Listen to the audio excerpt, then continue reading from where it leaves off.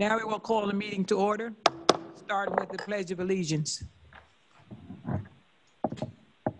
Pledge allegiance to the flag of the United States of America. And to the republic for which it stands, one nation, under God, indivisible, liberty and justice for all.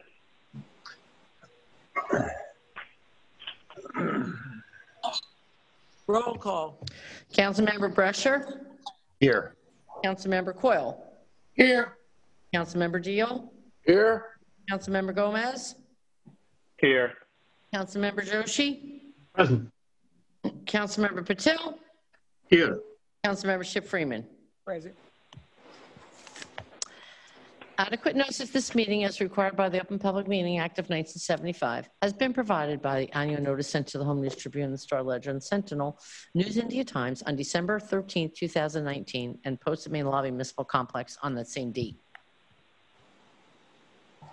Right now, oral petitions and remarks are open to the public.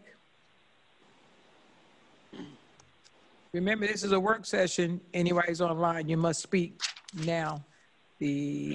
On Wednesday, the regular meeting is when you get to speak afterwards. So if anybody would like to speak, you have any hands for any open? Someone named Ron. Ron? Ron.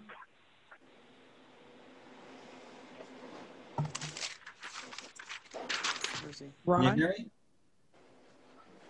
Hello? Yes. Oh, okay. I didn't know if I worked there. I'd like to talk about zoning. The 200. Name and address. Excuse me, Ron. Name and address, please. I'm sorry. 6 Nancy, Ron Loeffler, 6 Nancy Circle, Edison. Of course, Edison. Yes. Proceed. Oh, thank you. I'd like to talk about a couple things regarding the zoning laws. The first one is the 200-foot rule when it pertains to anything commercial or a big subdivision. I feel that the buildings and the residences who would be impacted by the impending construction vehicles be notified.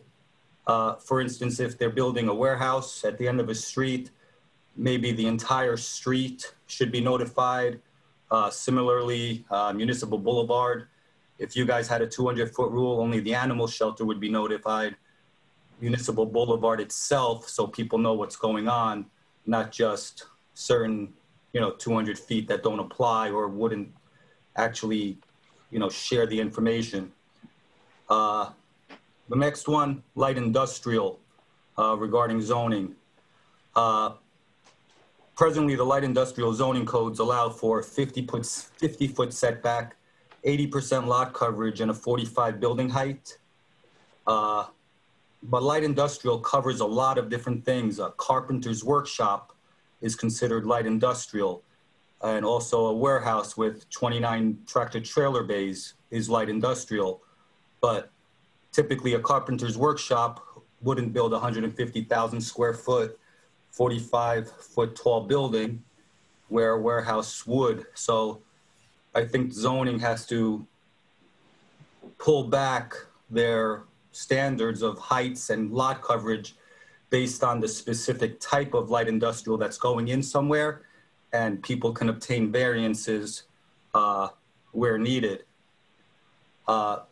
Next, light industrial where it abuts a residential zone. Typically in light industrial, there's a major highway or a major artery that allows for access. They're not tucked into the heart of a neighborhood. And there, zoning should be modified to allow to better blend in to like a 20-foot height and a larger setback, so it doesn't become an eyesore in the neighborhood. And the lot coverages should also be reduced from a maximum of 80, down to 40 or 50, again, depending on if it's a carpenter's workshop or a warehouse. Next, the zoning code's a little confusing regarding light industrial and light industrial where it pertains to an industrial park. And I think this town is creating a lot of industrial parks where there are 25-acre parcels where I don't think they're intending to do so, but that's in fact what's being created, these de facto industrial parks where the parcels of land are large and it acts just like an industrial park. However, it doesn't follow the same rules with the setbacks that zoning provides in their code. How much time do I have left?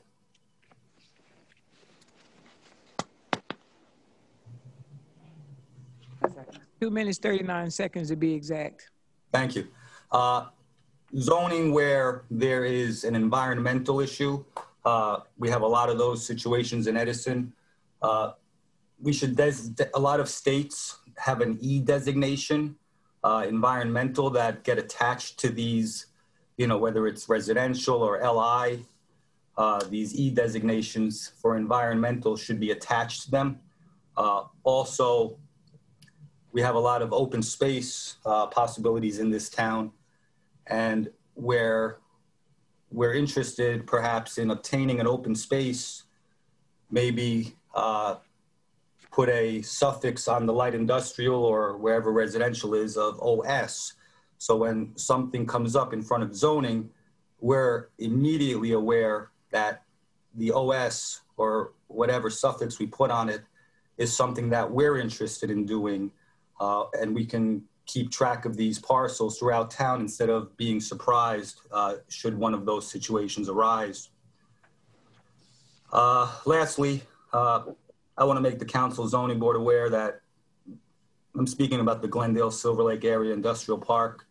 It's all riverfront, and you know, it's been in the book as open space for a long time. And without these proposed changes, there's 28 acres in that exact location, and actually 80 acres that PSC&G owns that are zoned light industrial. And if we don't take any action, whether it's in this neighborhood or another neighborhood, there's 100 acres that can build a warehouse with hundreds of bays, 45 feet high, and we'll have 0 residents in this neighborhood if that happens, or in any neighborhood. So I would please recommend that somebody from council speak with zoning, and some of these things get incorporated into the zoning laws now, even before the master plan gets rewritten in 2021. Thank you. Thank you. Thank you very much.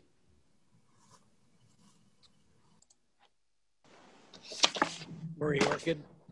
Maria Orchid. Oh, thank you. Thanks for the opportunity. Thank you for the chance to speak. First, I'd like to thank everyone that showed up Saturday for the Step Up to the Plate. We gathered a lot of food for the Hands of Hope that will help a lot of families. Next, just like to let everybody know, next Saturday at Edison High, there'll be another food donation for the Hands of Hope. There's many families that need our help still. And thank you again for everyone that donates. I was wondering, do we have a street cleaning schedule on the website? Sometimes it's confusing not knowing when the street sweeper would be coming by. Any update on the tax map for Duclos? And any update on the traffic study for Old Post Road? Again, thank you everyone for your time and effort. It's deeply appreciated. Thank you.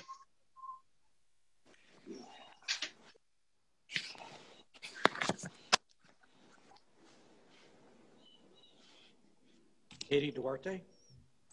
Katie Duarte. Hi, How are you? I'm well. Thanks for asking. That was a nice little touch. So my address is 8 Westminster Place, Edison, New Jersey. I just have a few questions and just points. I don't know if anything's already in the works, but here on Silverlake, I guess there was an ordinance passed in 2003, 1379-2003, that says any trucks over 4 tons need to drive 15 miles per hour, but there's no signage on the street on either direction. And I apologize if you hear my daughter in the background. So I was just wondering, who do I speak to about getting signs put up? Because they tend to go faster than 25 miles per hour anyway. But it might be helpful not to have any signs, to have signs up. Excuse me, you said there was something done for the trucks on that street for 15 miles an hour? Yeah, there was an ordinance passed in 2003, but there's no signs in that regard. I can give you the ordinance number if you'd like. Sure, please give it to me. Yeah, it's 1379-2003. I also don't know if you guys are working on anything else for Silverlake at the moment. So if you are, you can ignore this, but if not, it would be helpful to have signs on the street. Go ahead, Joe. Council President, later in this meeting, we're discussing a weight limit on that street as an ordinance, and some council members and I've discussed it. I know you're aware of it, and I thank you for working on it with the council and the administration. So later in the meeting, Council President, there'll be some discussions if you allow me to make later in the meeting. Yes, Councilmember Coyle, of course. All right, thank you. I'll be listening to that too. I appreciate that. And then actually the next question was about that, so I'll be listening to that. And then to get to Swales Park along Germantown, there are no sidewalks, so I have to walk in the street with my baby stroller. And it's often a route for extra traffic from 514. I was wondering if there was any chance that we can get sidewalks going to the park, so that way I'm not in the street. I often see people walking on the street to get along their morning strolls. I don't know if this is the right venue to place these questions, but hopefully you can give me some information to go to the right place. I would like to coordinate that with the school system, because we had talked about that since COVID came about, the students are no longer walking to the schools, but that's something to be discussed once we come back together again for sidewalks, because I'm sure that's not the only place that they're missing. But thank you for your input. Okay, great. And I guess the last thing I would say is getting a permanent speed display sign on Silverlake, just because it's very, not just the trucks, but also like people leaving home, PSE&G, like those little pickup trucks tend to speed down the street, and they don't really stop for pedestrians. One, there's no crosswalk, but they've never stopped. So I don't know also if this is the right venue, but if there's someone to talk to, I would gladly reach out to them. But I just wanted to make you all aware. I'm sure you're hearing enough about Silverlake in the current times, but just wanted to put it out there. So that's it. Thank you, guys. Thank you. Thank you very much. Okay. Nope. At this time, we're going to close the public portion. Oh, I need a motion to close. I need a motion to close. Okay. Put the motion to close the public portion. Second. All in favor? Aye. All right. Aye. Opposed? Same sign. Okay, whatever. All right, so. Any questions or comments from the Mayor Thomas Lanke appointing an alternate member to the Planning Board or appointment to the Municipal Alliance Committee?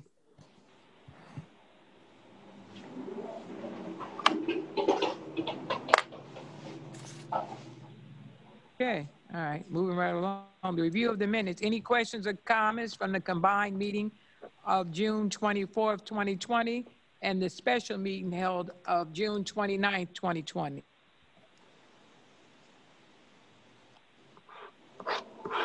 All right, so okay, reports from all council members. I'll start off with the alphabetically. Councilman Brescia. None at this time. Councilmember Coyle. Thank you, Council President. Through the administration and the beautification program and the environmental commission, we've take a strong look at Papiani Park. We're going to meet a few times to discuss what could be done in that area.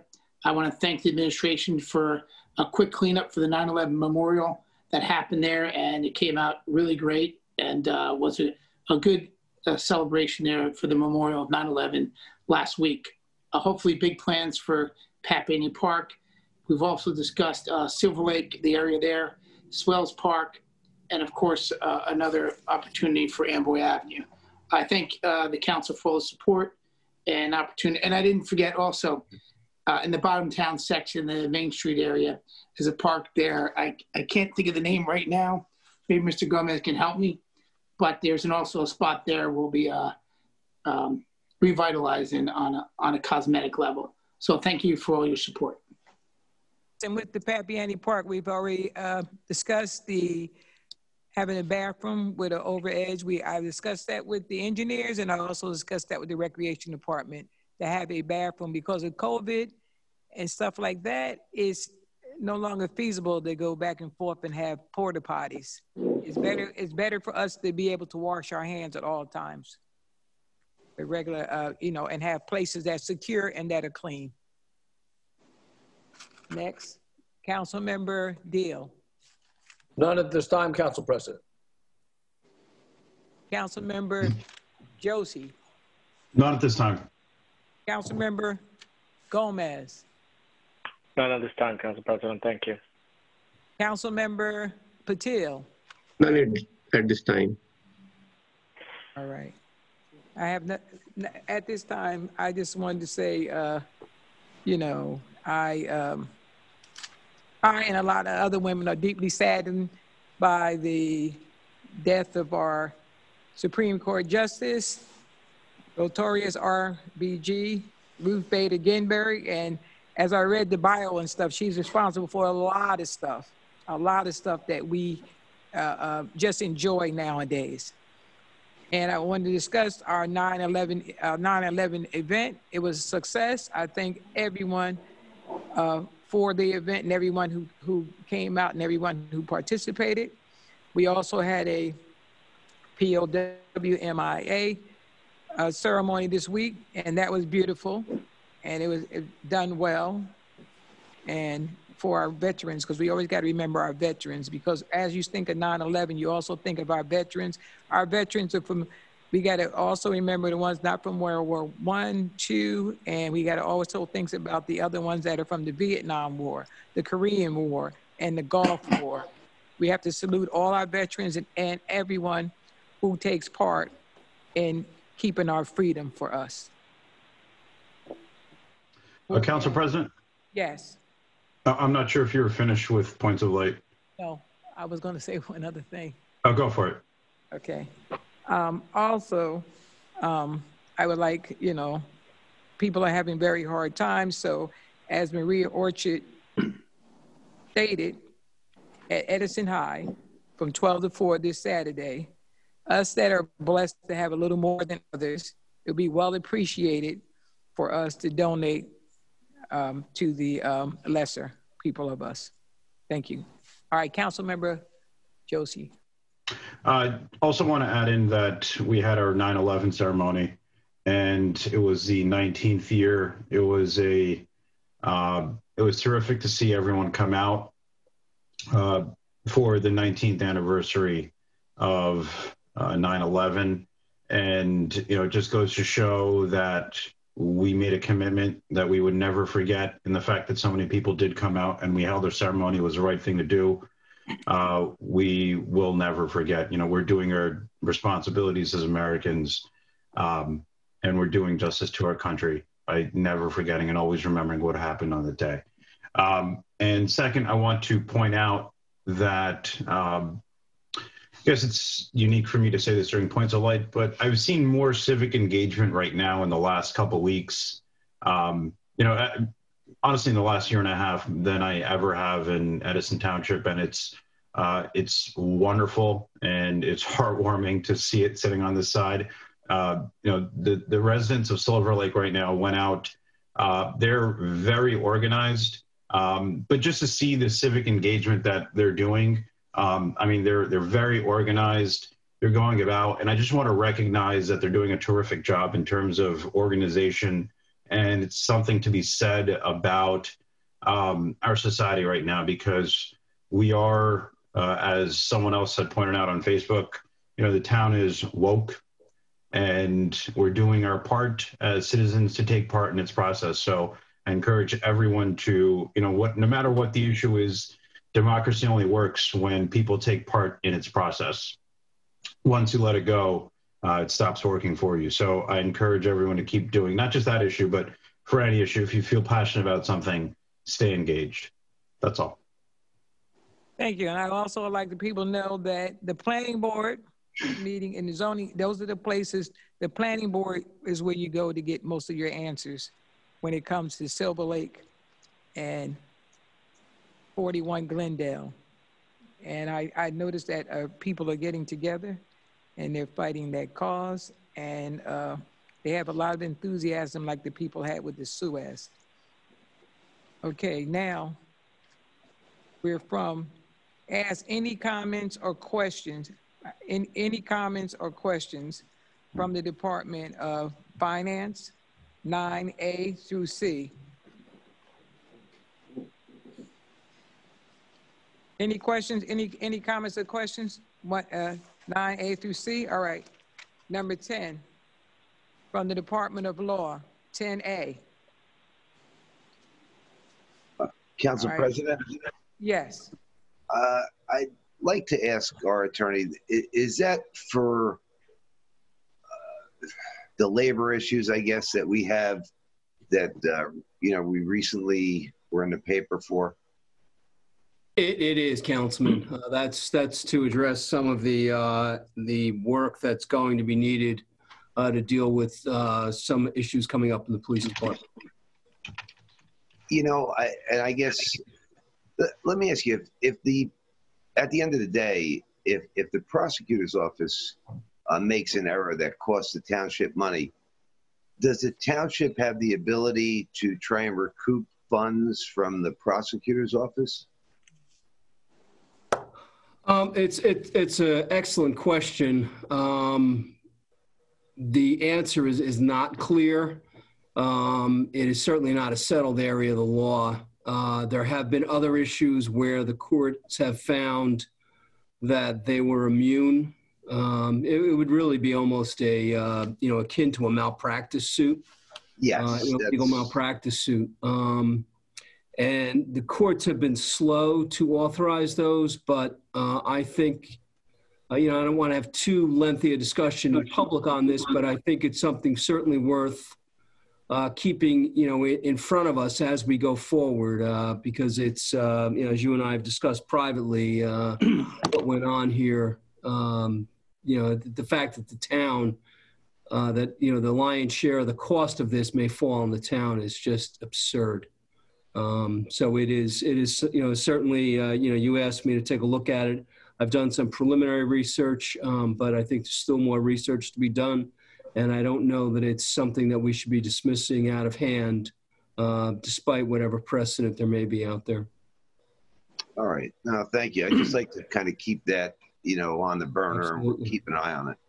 Absolutely, Councilman. Will do. Bill, I got a question for you. How would, just related to this without getting into detail, how do we go into closed session through Zoom? I want to know the details of what's going on with, the officers or whether they're coming back, things like that. Yeah, I have a memo that I received from our Labor Council over the weekend that I just haven't finished going through yet. I'm going to circulate that to all council. So that'll give you the background, and then if you feel you want to set up an executive session for Wednesday, it would just, Jim would have to set up a separate number. What happens, Councilman, is we basically leave this meeting and we go into that meeting, and we come back to this meeting on this line. So we could do it that way. And then, as you certainly, pick up the phone. I'd be happy to chat with you individually if that's what you want to do. Okay. But let me get that memo to you. I'm hoping to have it to you tomorrow. And then, if there are questions on Wednesday or before the meeting on Wednesday, I'll try to address them. And if we want to do a closed session either Wednesday or, the following meeting, we can certainly have that arranged. Okay, thanks. Northgrave, I would prefer us probably do it at the meeting in October, because I still don't trust these Zooms and people going in and out. And if we have like an in-person spread out, I think that would fare us better. I candidly, I find it much. I'm sorry, Council President. I'm sorry, I didn't mean to cut you off. Yeah, Go ahead. Yeah, because I don't overrule anybody, but that's just my feelings on it. Yeah, I find it much easier, especially with a very sensitive issue. You know, if we were all in person, you know, we could find a large enough room for, you know, for us to gather and talk in executive session. I don't think there's going to be any dramatic changes before October, but I find it more effective communicating that way. But, you know, whatever council's pleasure is certainly happy to do. I just feel like it's personnel issues. When you're talking personnel issues, I think it should be personal. I don't think it should be like all over the sound waves and stuff. I think it should be for us to do in person. That's just me. Agreed. All right. Council President. Yes. Thank you. I just want to add the resolution for the recommended attorney for the committee of the whole. Does the clerk have a resolution number? We are going, yes. We're moving, we're going to do that from the township clerk when we get down to that part. We don't have a number yet. Okay. Oh, yeah, this is the work session, excuse me, sir. We don't have the work session. We don't have that. This is the work session. We'll have it on the next one. I just, the resolution should be in your inbox and in Cheryl's inbox, Council President. Yes, yes. Yes, we'll have a number for it. We'll have a number for it. Yeah, tonight. It'll be, I mean, we'll have the exact number for you to at the clerk. On Wednesday. Okay, are we discussing it at the clerk spot? If yes, any. On the township clerk. On the township clerk, we will be discussing that this evening. Okay, I'll wait. Thank you, Council President. You're welcome. All right, from the department. All right, we're done with 10 now. All right, you know. 11, from the Department of Planning and Engineering, A through C. Council President.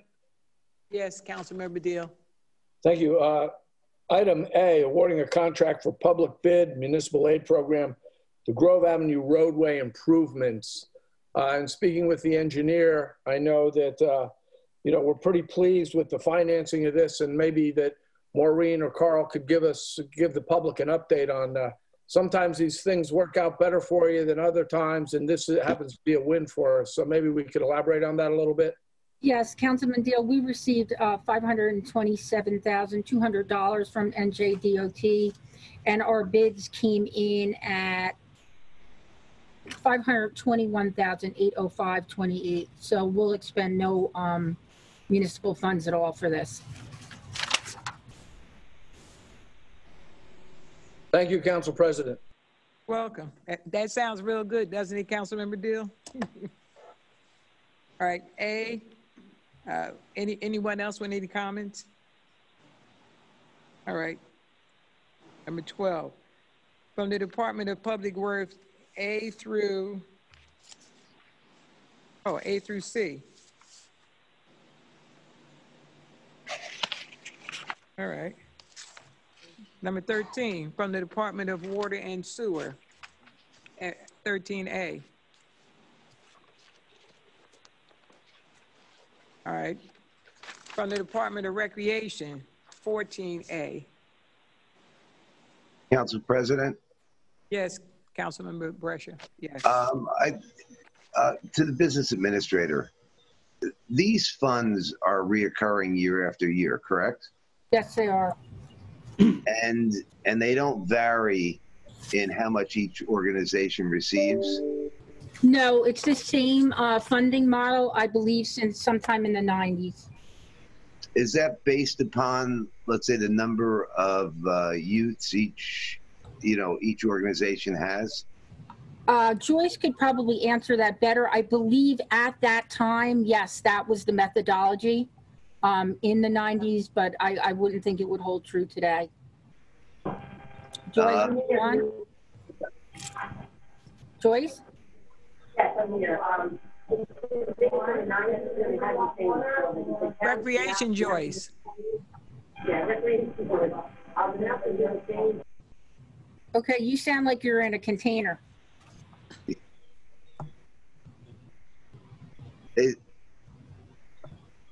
Bad connection.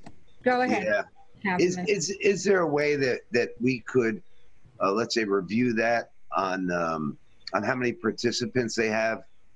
And let me just tell you my thought with it. is I'm a big fan of all of our kids being involved in youth organizations, like, you know, throughout the town. And, you know, if they're getting the same amount of money each year, I don't know that the different organizations are out there recruiting, you know, as much. Where if they knew that they were out there recruiting the, you know, the young kids to get out there and play, it might have a positive impact, you know, overall in getting participation. Yes, I can definitely work with Joyce to do an analysis on that. All right, thank you very much. You're welcome. A lot of volunteer time with those hours. Number 15, from the Chief of Fire. 15A, resolution. 15A. Number 16, from the Township Clerk. A. Oh, we're adding D. So we're going to be adding D, which is the resolution to hire Susan Schleck Kleiner for the Committee of the Whole. That's the resolution we're adding from the Township Clerk. Okay. A, resolution. Okay, that's okay. B. Which number is that? It's going to be under clerk, D. It's going to be under clerk, D. Okay. All right. Any comments or whatever? And we're appointing C, David G. Tingle to the Veterans Memorial Committee. Any comments on C or D?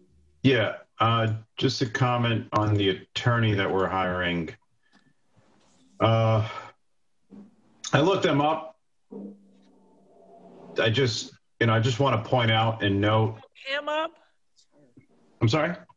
You looked him up? Yeah, I looked up the law firm. It says Lawrence Kleiner. Oh, okay, because I was going to say that's what the one this is a she. Okay. When you say I looked him up, I'm saying this is she. Okay. Well, I'm looking at their law firm's website. Just want to point out that we're hiring a personal injury attorney to conduct a municipal tax audit for Edison Township and to investigate taxes after approving the budget. To me, none of that makes sense. You know, the fact that we're hiring a personal injury attorney. I'm on their website right now. It says reckless driving, careless driving. I think it's pretty silly and quite frankly, pretty dumb that we're doing this, but it's fine if you guys want to. I won't be voting for it. That's fine. You're entitled to your opinion. Okay. You know, whether it's negative or positive, you're entitled to it. Okay. Thank you. Okay. Anyone else? All right. Now, Councilmember Coyle, you got a report from the Planning Board?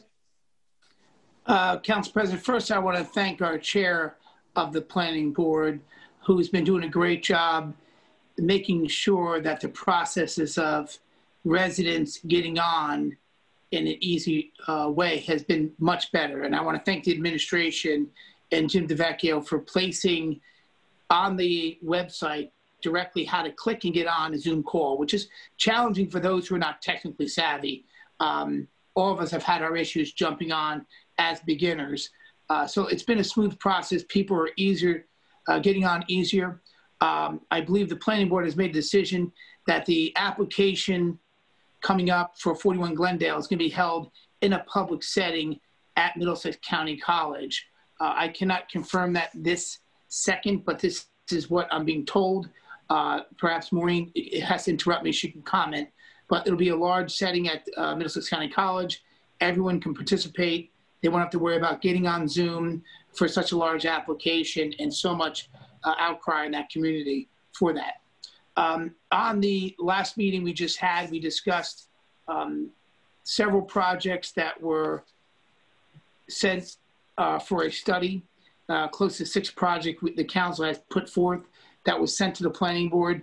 Hank Bignell will be doing the study on all 6 projects that was approved by the Planning Board.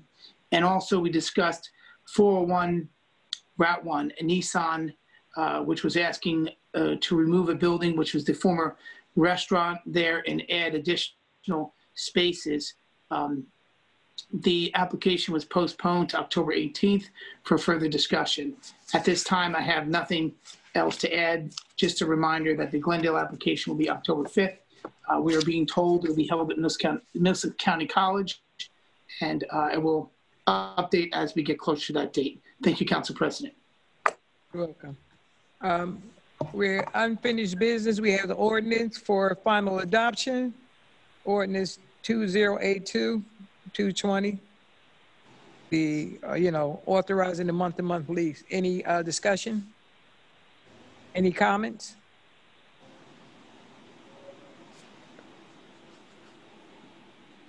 All right.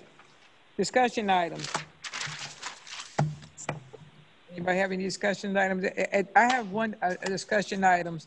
I don't know who does the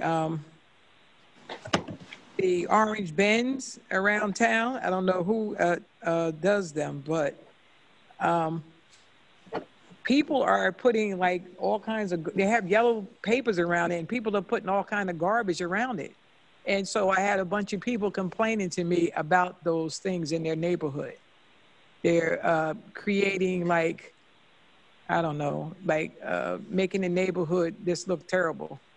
So they're having a problem with that because you know that now we're having coyotes and wild different animals are like roaming around. So they don't want anything extra that might distract from that. That's one thing they told me about. And one other thing they were talking about, they were just talking about the beautification of the neighborhoods. People sent me emails pertaining to that specifically. All right. Now, any other discussion items? We have to discuss this discussion items where we thought about, they wanted the overhaul of the plan, the master plan for the town. So a lot of people want to, they want to send some ideas in for that. That's what information, that's the emails I received during the course of the week. And people also sent out emails, a lot of them, concerning the 41 Glendale and the planning board. All right, discussion items. Councilmember Brescher, do you have any? Yes, I have an issue that, I believe our attorney would have to help us with. And let me explain. I received a call from a resident that said it was over by like a 7-Eleven, and they were saying that the 7-Eleven was unkept. I went down there, I looked, the township came down with me. We looked at the property. I asked for records of the original plans and approval by the planning board, believing that probably there were some shrubs that were required or something of that nature. The town did a search and they couldn't find any records on this. So we then went and we asked the county if the county could find any records on this, and the county themselves couldn't find any records. Now, I understand, right? Very large, town, you're going to lose a record or so. I'd say I fast forward another couple months and I get a call from another resident who told me that a fence fell down between an office building and the back of his home. So we proceeded to do the same procedure. And I found out that, well, we don't have the original planning or zoning that was approved. So therefore, we can't get the building owner to put the fence back up. So now we have a resident that's looking at the back of a building with people hanging out, smoking cigarettes and, things like that as he's sitting in his backyard. So I guess it's a bigger issue. If only two places I looked at, both of them have the same issue, because we're spending money on beautification. A lot of residents put hard work into that. And, if the commercial structures aren't keeping their buildings up to what they originally planned for, and we don't have the records to prove it, I don't know, is there a way to have an ordinance that says, if we have an aerial picture of how it was, let's say tomorrow, that they have to maintain that building in the same type of, same shrubs. The shrubs die. What do you do when the shrubs die? We don't replace them. And, then that block to the residents isn't there any longer. I mean, there's got to be some town that I think that's figured this out so far. It's Maureen, I don't know if you want to address that or. Well, I can't about the ordinance or the legality, but I can. It's not that the township lost the records. There's a records retention program, and they're only required to be kept a certain amount of time. County didn't lose them. We didn't lose them. We just exercised our retention to be able to get rid of them. To your question, Councilman Brescher, I think it's more to Bill, how do we, what enforcement mechanism do we have all these years later when we don't have the original plans? Yes. I guess the answer would be, Councilman, if you wanted to adopt an ordinance to adopt a policy that the town will maintain records longer than they would otherwise be required by state law, yes, certainly you can do that. Well, let me tell you my problem with that. Let's say that the building was put up, and I heard the one was put up a long, long time ago, right, in the 80s or 90s. Now, I do remember those years, and to me, it's not that long ago. As do I, Councilman. But if there were trees or shrubs, and then we get rid of the records because we can, how do we then force those places to put those trees and shrubs back? I mean, can we have something where, I don't know if it's on Google Earth and the shrubs are there, you got to put the shrubs back. Like this fence, the fence was there, the fence got blown over. They don't disagree that the fence was there. They just disagree that they have to put the fence back. And I know, like an office building, they're not going to offer to put a fence up between their office building and a residence. That was required through planning. If it was required to. What do we have for code enforcement? Do we have code enforcement that would take care of something like that? We do, but they have they have nothing. They have no tools to go back and force, the commercial property to put it back, because we don't have the records to show that it was part of their original planning board or zoning board approval. Part of the, it might be more of a planner question, but it's, maybe the way to do it is to make the resolutions a little more explicit at the planning board and the zoning board. That would say, the applicant is required to X, Y, Z, in perpetuity. And then, to the extent, that's the issue, just you don't have that record. And I think that's what it comes, the way to do it would be to do that, but then we still have to have the record. If it's, as you say, you and I remember the 80s and the 90s, we need records, to go into court and for code enforcement to prosecute something, they need proof that it was required in the first instance. So my question then is all these buildings and warehouses that we have, and if the records only go back, let's say 20 years, anybody that has a warehouse that's been there for 30 years technically can get rid of all their shrubs, cut them down, and there's nothing we can do for our residents. And that's what I'm saying is, I'm looking for you to find a town that might have had the same issue that's corrected it, unless maybe that's where the cities failed, and maybe that's why those cities look like they do. But somehow I'm coming to you and I'm asking you to figure out a way so that when that fence falls down, they have to put the fence back up or the shrubs come down, even though we don't have records to show it. Well, I think it comes down to we'd have to maintain the records, and I think that is the answer. I'll check and see if other communities dealt with this issue. But, the bottom line is we need the record, whether it's Jay Elliott or Jim Ayotte or whomever goes into municipal court, they need to have the record that says you are required to have this shrub, this fence, what have you, and here it is, and it's not there, and we require you to replace it. So I think it comes down to a records retention issue. But as you suggest, I'll check with some other communities and see if there's ways that they enforce it. And I would imagine, Mr. Northgrave, that's been taken care of now because of the age that we're in.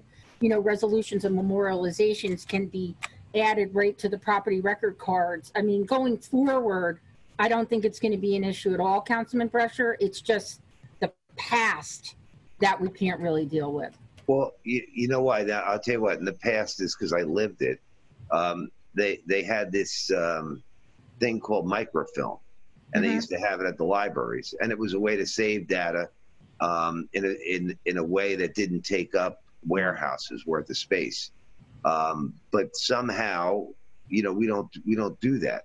And when I say hold records, to me, a township should hold records for 100 years. To me, that would be reasonable. Ours is 20 years, or is it 20? How long are we required to hold them? I can look that up for Wednesday. I don't know. It depends on the record. There's different record retention policies depending upon what the record itself is. I mean, 20 years, I have cars older than that. You know what I mean? And I have the records for the cars. Right. Or motor vehicle wouldn't give me a registration. So, yeah, somehow I'd like to get this fixed. Well, Councilman, the idea is Council President. Yes, Councilmember Coy. To Councilman Brescher, I know we've had discussions with the administration and the engineering department about an asset management software. That's been discussed on whether that could hold and retain all the megabytes of everything we're going to have. I'm not sure, but we're trying to make sure everything's compatible through all the different departments. That was the first thing we were trying to assess. And I know I spoke to Mr. Gomez about that and to seeing how it would all tie in, because rather than start something new, let's work and make sure it's all systematic. But I definitely understand your complaint. I deal with it time and time again in zoning.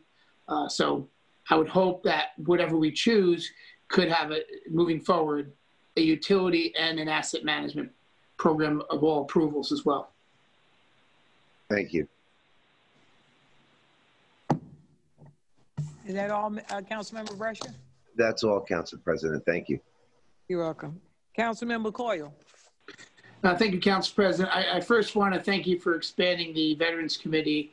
I know we discussed throughout the council, and I want to thank for the support through the council, the opportunity to have flags on poles spotlighting our veterans who served our country.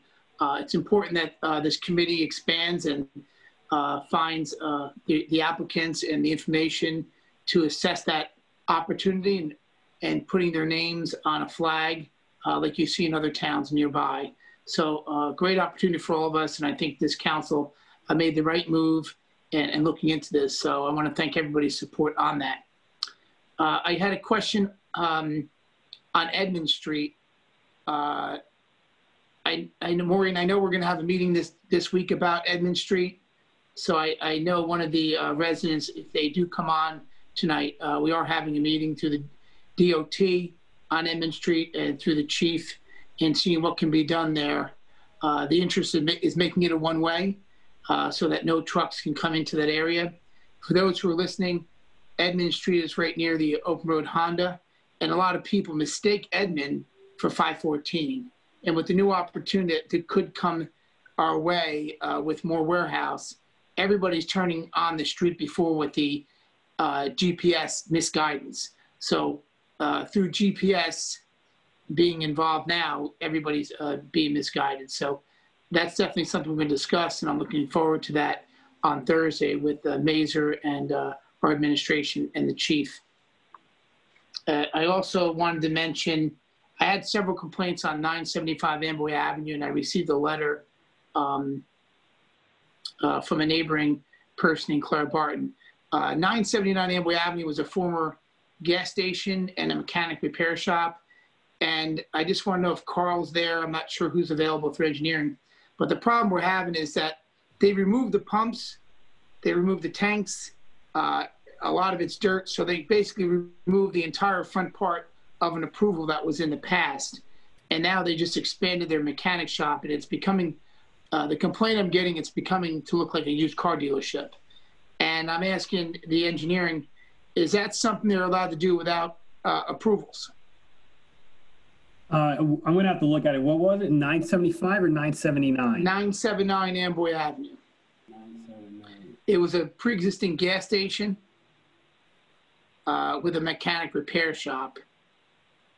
So what we'll do is we'll pull the records, check with code enforcement, see what it was allowed to be, see if there was anything in there to do a change of use or expand another use, see what it is. Hopefully I'll have this for you for Wednesday. Yeah, I mean, they just removed their pumps and tanks probably about 5 weeks ago. So I don't believe they've done anything but just expand on their own. That's been a problem that happens throughout the town. People knock down a house, expand their used car lot. People knock down pumps, expand they turn their gas station to a used car lot. If they're allowed to have a used car lot, that's something I can't argue. But the buffer zone and parking plan is something that it's what keeps neighborhoods together. Before you know it, they go from having 15 cars to 60 cars. It just doesn't make sense. So if we can have that looked into, that's appreciated. I also wanted to mention that for 41 Glendale, I want to thank the administration. An ordinance we're introducing is to limit the vehicles over 4 tons on that block on Silverlake and Glendale. I want to thank Bill Northgrade for putting this together so quickly, and I look forward to the support of the council. Several council members have helped along to get this done, and I thank for that push. We've had a lot of complaints there. I cannot comment on so many emails I get, but this is something that was recommended to the council. I'm happy to see this being put on. I want to thank you, Council President. Again, this is the ordinance being introduced to limit the weight of tractor trailers on Silverlake and Glendale. So we will look to see if there's any discussion about that further, but I'm happy to see this being done. And last, I had just the Housing Authority. I met with Council President Joyce Shipp about making some beautification improvements to that area. We also met with the Executive Director. So hopefully in the future, there'll be some opportunities for beautification there. And they're also having some issue with their garbage cans. And I want to ask Maureen, they did it, they have all independent cans, and it's a mess of garbage cans throughout the entire Housing Authority for the homes there. I'm wondering if we can look into seeing if they can get 2 small 4-yard dumpsters. If there's some other way. I mean, when you look at the continuity of design standards there, it's challenging to incorporate new beautification, and all you have is a bunch of garbage cans lined up around. You'd have to see a photograph of it. It just doesn't make sense where they can have a complex that looks like it has standards, no different than an HOA with a condominium complex or a townhouse. It just takes away from the beautification of that. So that's something I was going to ask through the administration, if they could have a dumpster fenced in rather than having independent cans. It could be a challenge for some seniors, and maybe their maintenance group could work something out with the seniors. But there's 35 green cans. Some are spray painted, some are cracked. It just doesn't make sense. It would be a great start to look at that for 2021. Okay. That's all I have right now. Thank you. Thank you, Council President. You're welcome. Councilmember Deal. Thank you, Council President. I wanted to say that I thought the speaker who spoke earlier about the zoning board made some excellent points. And I think that it's something that we should look at. We need to be practical with our zoning laws. Over the years, I've heard stories about the 200-foot law or procedure that we go through. A fellow came and said, I had to let everybody within 200 feet of my home know that I was putting 6 inches on the back of my deck. Or I had to let everybody, I had to go to 30 homes and let them know I was putting a fireplace on the back of my house and it went out 4 inches. Or you hear these stories. And I understand that, and we have laws for a reason, so people don't take advantage and it gets away from us. But that's a lot different than having something built at the end of a street where it may not affect 200, the 200 feet may not affect many homes, if any, but it will affect every single person living on that street. So I thought those remarks were very good. I thought they were delivered very well. It's something we should look at. Let's look at practical zoning laws that make sense. I think that's something that it's kind of like a personal improvement plan we can have for our council to look at. So thank you to that resident for bringing it up. I want to thank Mr. O'Brien. I spoke with him about a continuing problem that we've had for years, and I mean years, on Calvert Avenue with a swale between the streets of Abbott and Calvert. It's been there for decades. It's no longer a swale. It's grown in. It's become mosquito infested. There's all kinds of different problems with it. And I want to thank Mr. O'Brien for getting with me on that and letting me know that we are continuing to work on this. I'm not going to give up until we get some type of resolution on this one way or the other. We bring it up, I'm going to say 3-4 years now. I mean, this is, you know, and every year it's, well, we have to do it in the fall, or do it in the spring, and then the fall, and then the spring. You know, most folks know you put your holiday decorations up, you turn around, you take them down, you turn them around again, you put them up. Years go by quickly, and these years have gone by so quick, and we are not completing the problems that we have that were brought to us by residents a couple of years ago. So I want to thank Mr. O'Brien, and I understand Mr. Northgrave's office has also been alerted or apprised of the legal action that may be involved here. This is a serious problem. It affects many houses, and I cannot understand why, you know, it's taking as long as it is. And you've heard me make this rant before. I had to make it again because I'm going to keep making it until we get some resolution. On a happier note, I want to tell you that I took advantage of the Middlesex County hazardous waste disposal that wasn't in Edison. Usually I go to Middlesex County College, and I just think it's just a fabulous service. But I went to Woodbridge this year. And again, this is on our southern border. It didn't take me but 10 minutes to get there. And they did it much the same way. It's the county's running it. You put any type of hazardous waste in your car. You don't have to get out of your car. You don't have to touch anything. They take everything and you're finished. You could also get rid of tires at the same time. I want to applaud our DPW on a recent recycling pickup or the cleanup that went through our area last week. Thank you. It was done. It was efficiently done. I want to appreciate that. And I want to let everybody know there's a date in mid-October. I'll be talking about this at the next council meeting for an e-cycle. This is e-cycle drop-off that will be done at Papiani Park in mid-October. Now, this is important because what has happened with these pickups, everybody puts all their things on the curb and they leave the TVs and the VCRs and these different things there. We're not picking up TVs and VCRs and radios and things like that. We're only picking up the furniture and the different things that you have. So anyway, please take advantage of these pickups that we have. Those VCRs, the computer monitors, anything, they say anything with an electrical cord. You know, it is so important that we understand our environment, and especially Edison. We're landlocked basically without the Raptor River, but we're tucked in here. There's not a lot of space. We don't want to be dumping things in dumps. We want to dispose of things properly, efficiently, and safely, and do the best we can to preserve our town. And as with all the beautification talk that we're doing and a lot of nice things that we're doing, getting rid of our garbage safely and efficiently is important also. So I just wanted to bring that up. Woodbridge did a great job. Middlesex County did a great job. We have an e-cycling coming up in October. I'll be talking more about it with details in the next council meeting. Please take advantage of it. Thank you, Council President. Oh, and Councilmember Dill, last council meeting, I read off everything to them which they could not put out in front of their house. And that's why people are calling me, because people are disregarding and just putting stuff out. And like I told you, putting in there the orange bins, and like, you know, we want to beautify a place. We don't want a whole pile of unnecessary stuff, you know, that causes, you know, the neighborhood to look distasteful. Because I think people pay enough taxes here that their neighborhood should look nice. That's just, you know, my opinion.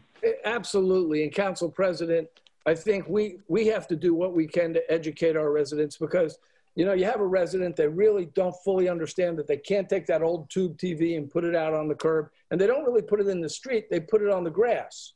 And it sits there for 2 weeks and the grass dies and they move it over a couple feet thinking that somebody is at some point going to pick it up. And they don't. And they move it over a couple feet. And you go by and you see the 3 spots where the TV was, I mean, you're not doing yourselves any favors. Now, part of that falls on us. We need to educate and communicate the services we have to our residents so that resident knows, I'm not going to put that out on the street. I don't have to bring it back in my garage or whatever. This is what we do. We have recycling or e-cycling. We have hazardous waste. We have the pickups. Take advantage of all of them. They're good services. And we need to educate our public. So thank you, Council President. I appreciate you telling everybody what you can put out and what you can't. Thank you. I think it should run daily. I think we should have it on our channel 15. We should have it written out, and then on some other times, at least once a month, we should have it read out to people what should be done. Thank you, Council President. I just want to go back and I'm passionate about this. You can understand it, but once upon a time when Jane Tausman was coming to our council meetings and we didn't have the hazardous waste pickup that we had, we actually talked about having a truck that would go through the neighborhoods and the people would come out and put their paint cans and things on the truck. We don't need to do that. We've come a long way, okay? And the long way is you don't have to travel far, and everything that you have, hazardous waste that you need to get out of your house, you can do that safely. So anyway, Council President, thank you for supporting that. I appreciate it. It's something we need to continue to do. Our town, we're not going to lose any residents. If we're 100,000, it's going to be 100 and plus and more things and more cars. We need to keep our town safe, efficient, beautiful, and clean. Thank you, Council President. And thank you, Councilmember Deal. Councilmember Gomez. Yes, Council President, thank you. Well, we're on the topic of beautification and keeping our town clean. You know, I'm going to take a moment to thank our code enforcement department because a lot of these things, and I think it goes on to the point that Councilman Thiel was making, is there's a part that is educational. There's also a part that people have no regard to following instructions. And I know Jay in the past has been helpful working with me in the past and the code enforcement team also as well. There are people who put out a couch on the side of the road and then just leave it there for days. And then someone will go in, knock on the door. It's like, oh, well, it's kind of just expected that the town is going to pick it up. So part of it is education, but I think also part of it is the enforcement. And unfortunately, I don't think that no matter how much education you do, there are those people that just do not care, and that's where we need the enforcement. If you're not going to respect you're not going to respect the guidance that we give you in the services that we provide, that you don't have to leave it on the side of the road and then just expect us to come and pick it up. It creates a danger for the people that are driving by, people that are walking by, and obviously with COVID now, you just cannot leave garbage out. It just doesn't help anybody. So I do support that we educate people, but I also support that code enforcement continues to do their work with Jay Elliott and the Department of Health to make sure that for those that do not want to follow the guidelines, then they have to abide by the law. And on that same topic, I've gotten several complaints, not necessarily for things that Edison is responsible for, but I think, again, goes to the education of if it's within Edison, everybody's assumption is that it's an Edison responsibility. And I agree to that, but I think also when it falls within the state jurisdiction, we need help in getting the state to work with us, getting the county to work with us. And the county's always done a great job. It's the state that normally lacks response. And I know Jay has helped me in the past in many areas, in particular to Route 1 and the ramps coming off Route 1. And I think Jay's on the line. We've been able to make headway in the past, but it is, you know, for the lack of a better expression, it's like pulling teeth to get the state to come in and do a nice job. you know, some of these areas require machinery that we do not have. So even when the township has been willing to go in and do it as a one-time just to keep things clean, it's not safe for our workers. So we have to find a better way to assist Department of Health and maybe help from the administration into getting these areas into a routine of maintenance, cleaning. I know Department of Corrections used to do some of the garbage pickup, but obviously with COVID, we understand that a lot of things have gotten pushed back and programs have changed, at least temporarily. But we have to figure out a way to get them into a maintenance schedule because it's challenging for people, the residents, to understand whose responsibility it is. And at the end of the day, people that are not close enough will never really understand the difference. We know it from an assignment perspective, but from an execution, everybody wants to see the same result. So, Jay, maybe we can connect over the next few days and then maybe circle back with Maureen and put our heads together and see what we can do to get the attention of the state and continue to deal with those areas in Route 1 that obviously we had challenges throughout currently and see what we can do. Well, Councilman, thank you very much for the support, and we will do. Thank you. Council President, the last point that I wanted to make, I just want to take a moment and thank everyone who participated at the 9/11 ceremony, 19 years, and the same amount of people, even with COVID, were there that we normally see regularly every year. And it was great to see continued support and the commitments that not only have we made as a township, but as a society to continue that, keep that light alive, keep that memory alive, and remind us the sacrifice that has been made to make sure that we never forget those who lost their lives that day. So I just, want to thank everybody who not only participated, made it possible, and of course, always keeping it in front of us that this is something that we never want to let go. We want to make everything possible to continue this year after year. That's all I have, Council President. Thank you. Thank you. Councilmember Joshi.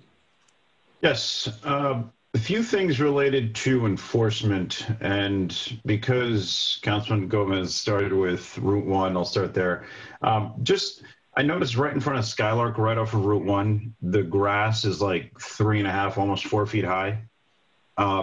Who should be, how do we, why isn't that maintained? I know it's not us, it's a state, but how do we get them to make sure that they're doing their job?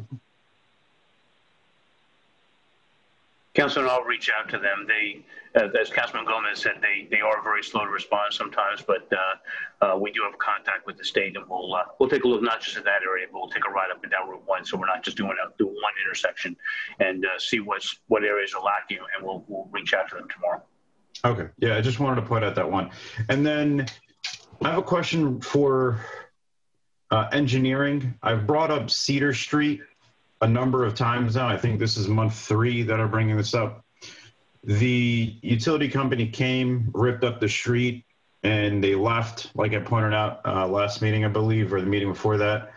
And I was told by engineering at our last council meeting that they were not completed with their work. No one signed off on it.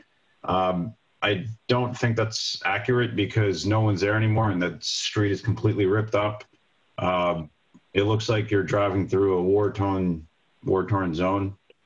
Can we have some enforcement from that? Yes. As far as Cedar Street goes, much like the other streets that have utility work done to it, there's basically a 2-step approach.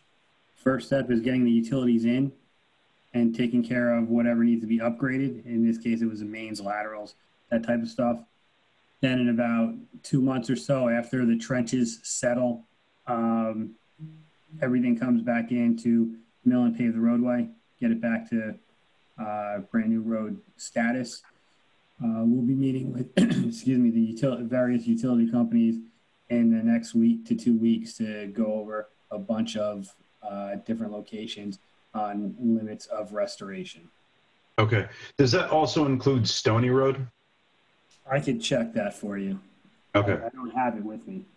All right. I don't know when Stony Road was ripped up, but the markers, the orange or yellow markers are still there going down all of Stony Road. So I figure it's got to be recent. But if you can follow up on those two. Yes, I'll have answers for you for tomorrow. Okay. And then who would be the, can we reach out to PSE&G, I guess, for Idlewild? When you go down Idlewild, there's a lot of wires that are just hanging. They're coming down like 15, 20 feet from the poles. It's not just one or two. I counted at least 15 just going down the street. It looks like they were just cut up and no one ever went back to them. I'm sorry, Councilman, what was the name of that road again? Idlewild, like right through, when you go past Pines Manor and the bank, and you follow the whole road down. It's on the left side, the right side. We'll reach out to PSE&G. Okay.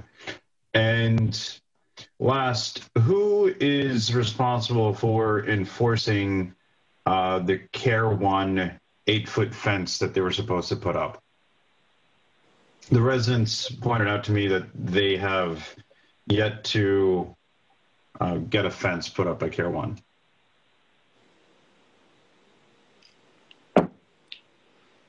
Carl? Sorry, the mute button was not working for a minute. I'll check with Care 1 to see where that is. Okay. Was there a timeline that they had to get it up by? I have to check my notes. I don't have anything on that with me right now. So I'll pull it, see what it says, and I'll have answers for you tomorrow. Sounds good. Those are all the items that I had related to this. And again, I just want to point out to the residents that are showing up from Silverlake area, please keep it up. Don't give up. Fight the good fight. You know, our master plan is obsolete, ancient. It's clearly not working for Edison Township. I've spoken about this a number of times. Edison's becoming the land of warehouses. It's just bad public policy. It's poor planning.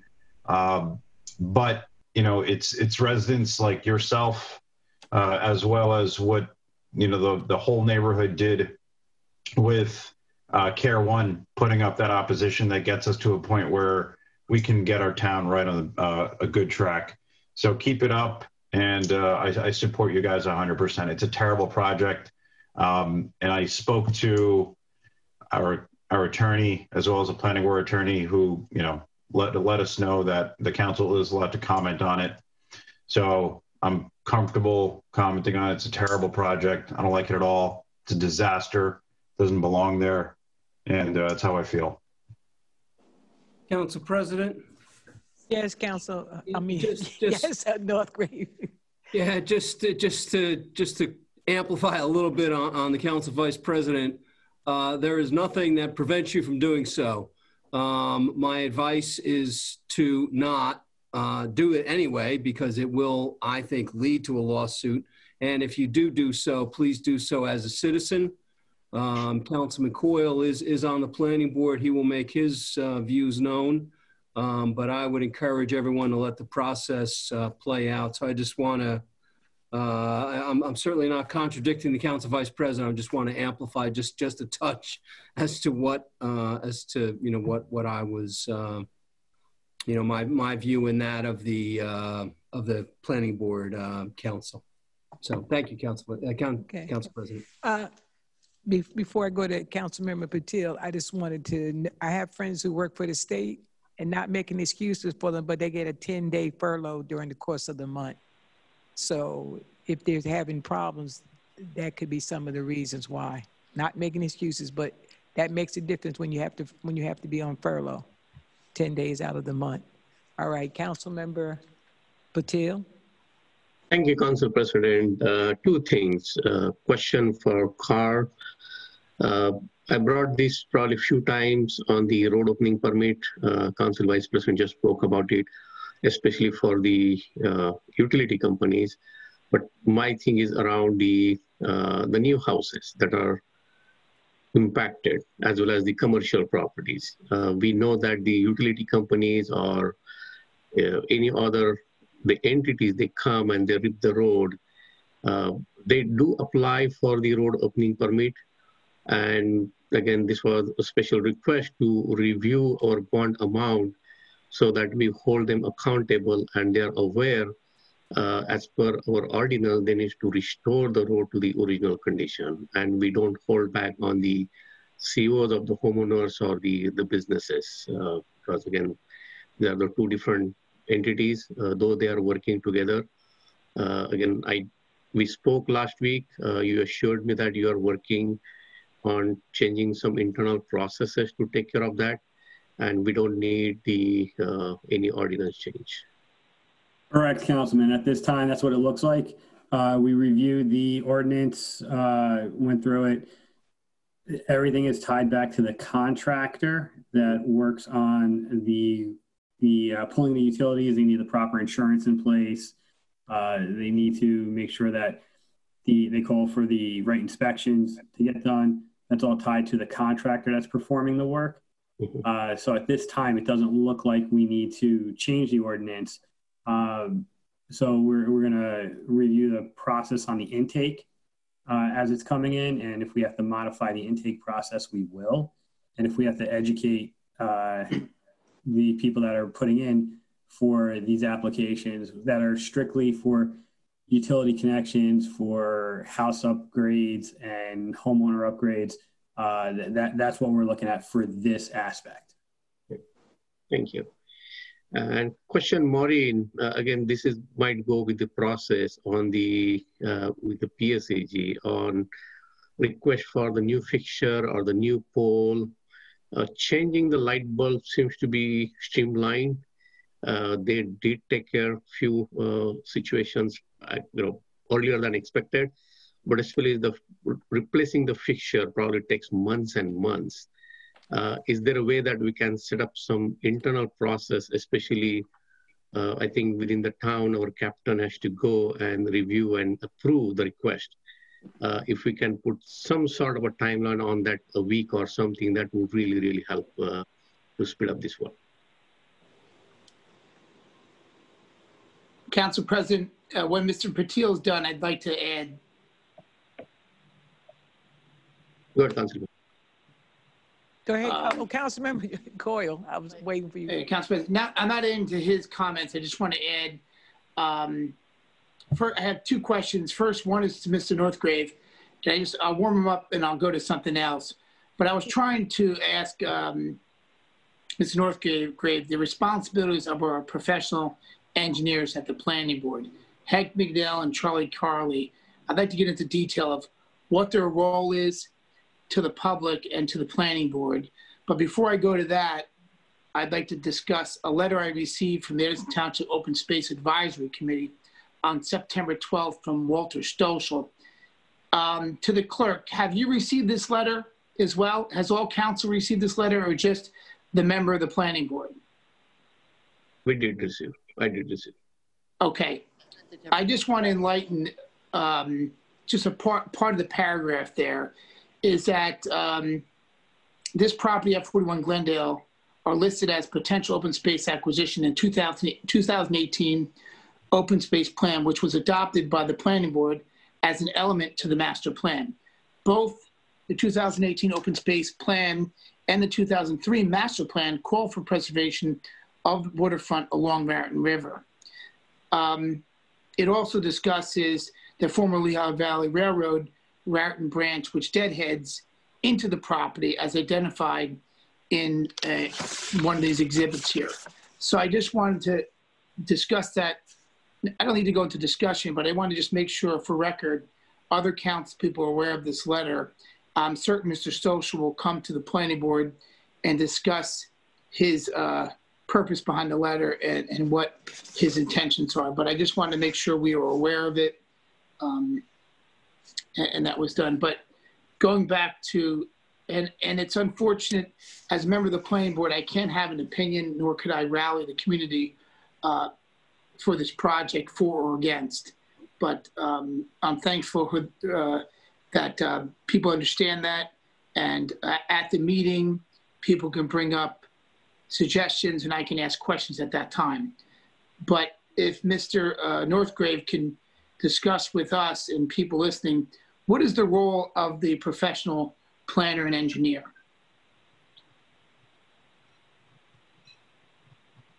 I'm going to give you an answer that's probably going to indicate that I don't understand the question. The role of the engineer and the planner is to advise, to give technical assistance to the board as to, what, any issues that come before the board, why something, is included in a planning definition, why a traffic study or something makes sense. I mean, that would be the role of Mr. Bignell and Mr. Carley before the board. But I have a feeling that you're asking something different, Councilman. So does that I'm asking your question, or? I guess they give reports, okay?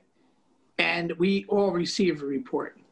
I'm not convinced I received the report on time, and we're going through that with the administration to get it in a timely manner. But once they deliver the report to the planning board, what is their position sitting in the planning board meeting? Is it to discuss the items that they disagree with it, or is it strictly for us to question them? Are they on a voluntary proactive approach, or are they on a sit back and listen approach?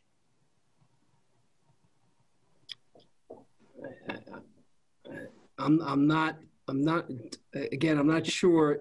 They go through a TRC. They make their recommendations. They should do X, Y, and Z.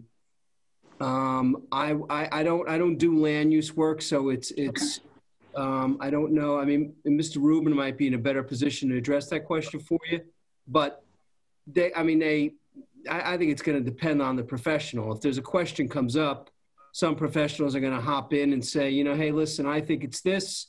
If there's a question of interpretation as to what their advice is, and other people will sit back and wait until they're asked. Again, I'm not sure I'm addressing your question because I'm not sure I'm understanding, I guess, in context, Councilman. Okay, no, it's not a problem. Mr. Carl O'Brien's he's open to interrupt. But my experience is they give a list of suggestions to the planning board of recommendations to comply with. However, if we don't question those recommendations, the applicant gets a buy. And people complain to me, residents, that there's no oversight with their professional services. And I'm not sure if I should defend them because maybe they're not allowed to argue and say, I've noted in C of my letter that they should have a storm retention basin. So I guess where I'm at is, are they reactive or proactive? And are they also bound by just presenting a report and sitting back and waiting to be questioned? Because it may serve to be neutral for the applicant, but it's challenging to serve the residents of Edison. And I don't have a full disclosure and understanding, but I'm getting the feeling is they sit back and they're only reactive, not proactive. Yeah, Am I making sense? I'm sorry, Councilman. Am I making sense with my description?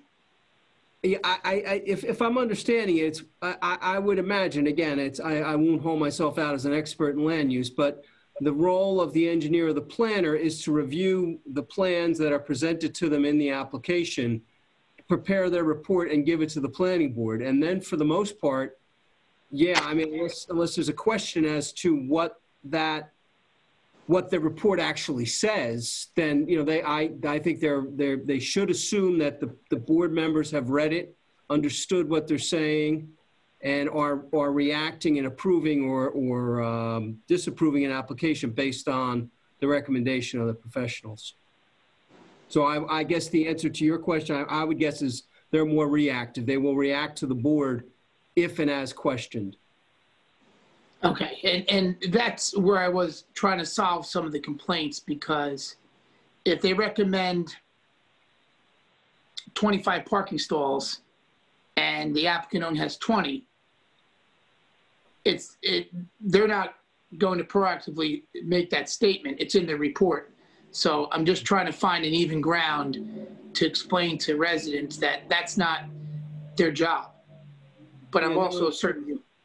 Yeah, I mean, the board may say, you know, they may make an argument. The applicant may make it, and again, you know, based on my limited experience, but the applicant may make an argument that 20 spaces works, that it is consistent with the bulk requirements or what have you. And the board can accept that argument despite the fact that Hank Bignell has said that, you know, 25 is what should be recommended. And Hank's role wouldn't be to hop in and say, you know, planning board member Smith, I disagree with you. You must stand on 25 spaces. That's really not his role. And Mr. Carley's role is to advise you and the other members as to what, you know, what their professional opinion is. And then what you do with it, you know, you often hear me say, you know, that you pay for my advice, you should listen to it. You don't have to follow it. I could give the council advice. Council could say, thank you very much. We understand the law, but we think this is the appropriate action for this council to take. And it's not my role to step in and say, no, you can't do that. That wouldn't be appropriate. Okay. And are these reports made public to the residents? I don't know, Councilman. I'm not exactly. Or accessible. I mean, now that we have Zoom, they'd be available, certainly. To the administration, Maureen, could we make some assurance through Lillian that, I mean, I know in the past, Esther was the watchdog of making a lot of things happen. And not only did she have reports, she had plans. I mean, she's truly unbelievable what she did for residents protecting issues. So I just want to make sure that if the professional recommendations are available to the public, that they're made available prior to the meeting. I mean, I'm having a tough time accessing them for myself, and I'm trying to find out where that gap is happening. But I'm told that I should receive them 8 days before the meeting. If that's so, then I should get them. So that may help the residents to note, you know, the good job they are doing, and they just can't be proactive. Okay, that's all I have, Council President. Thank you, Mr. Northgrave. Councilmember Coyle, two other things that someone was, you just made me think about the two things. Since you're on the planning board, when people are building a cluster of houses or a cluster of apartments, they would like the person, the developer, whoever, to place a apparatus for the plugging in of cars. You know, the electric cars. Yeah. They would like you. Yeah, that's one thing to bring up. And the second thing is, they discussed with me bicycle paths. If not all over town, but in a bicycle path, so that you will be able to ride your bike to go to school, and at least be able to ride your bike to each of the libraries. That's what they're. So I'm just telling you that because those are things that, with the applications of the people for the planning board, that should be thought of about the. A lot of people now are going more to electric cars, saving some of the atmosphere for us, so we won't be like, you know, breathing in crazy stuff. So they told me they wanted that added or brought forth to the planning board when people submit stuff to you. Actually, it's a reminder of a discussion we had, and at the next meeting, I know I discussed with the Environmental Commission, Bob Deal, and also Councilman Gomez about introducing an EV ordinance that would require developments more than 6 units to require an outlet for connecting electric cars, and any development would require a pad. So that's something we're discussing among council colleagues from the council, and I hope we get support. And I think it's important as we roll into the electric car mode. There's been issues on people wanting to adapt to electric cars because of the inconvenience.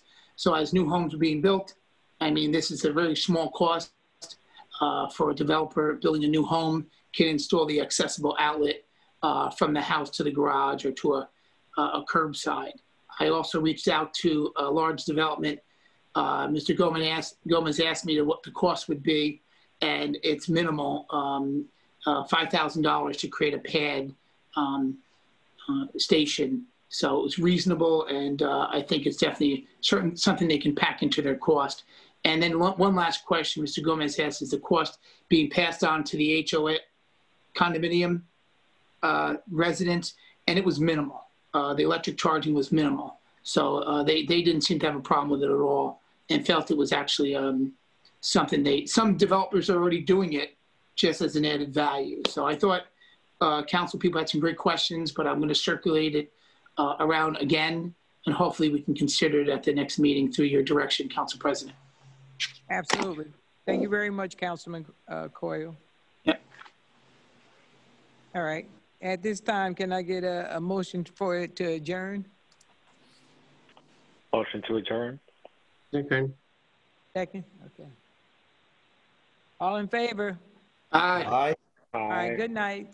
Oh. Good night.